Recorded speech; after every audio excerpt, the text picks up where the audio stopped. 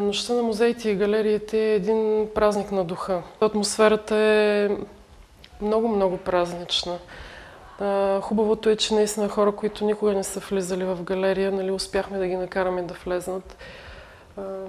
Също така среща с много от авторите, някои от колегите канят автори, които показват и демонстрират различни техники. Това е малко или много помага за един вид обучение на публиката, защото една естетика се изгражда и когато човек има някакво познание, той започва да я уважава и да я цени. Галерия Автограф работи от 2005 година.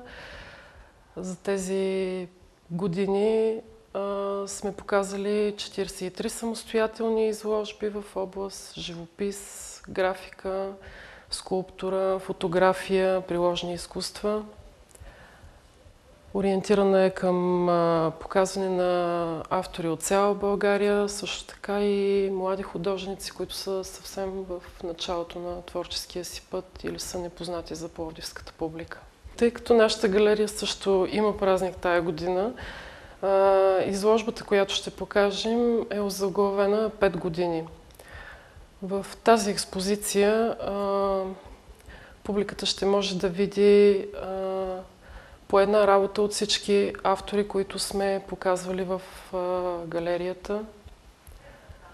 И също така, тъй като изразните средства в изкуството са много неограничени, всеки ще може да се наслади, да се докосне до философията, до душата и сърцето на всеки един от художниците.